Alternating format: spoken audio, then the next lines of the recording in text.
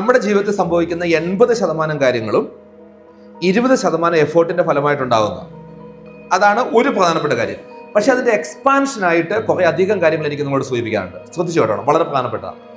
ഒരു 100 പേരുടെ ഒരു ബാച്ച് എടുത്തു കഴിഞ്ഞാൽ ആ 100 പേരോട് നമ്മൾ പറയുവാണ് ഒരു ഹോംവർക്ക് ചെയ്യണമെന്ന് പറഞ്ഞു എന്ന് വിചാരിച്ചു. ശ്രദ്ധിക്കണേ, 100 പേരോട് എന്ത് പറഞ്ഞു?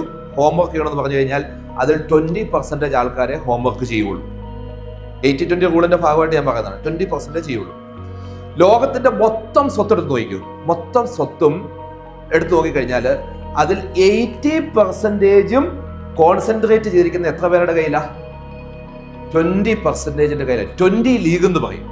ഈ 20 ലീഗാണ് എപ്പോഴും വിജയിച്ചുകൊണ്ടിരിക്കുന്നത്. എന്തുകൊണ്ടാണ് പ്രപഞ്ച നിയമം ഉണ്ടാക്കിയിരിക്കുന്നത് അറിയോ? അതായത് 20% വിജയിക്കാൻ പാടുള്ളൂ. അതിന്റെ റീസൺ എന്താണെന്ന് പറയാം, ആർക്കെങ്കിലും പറയാം. അതായത് ബാക്കിയുള്ള 80% ഇവരുടെ കീഴിൽ പണിയെടുക്കണം.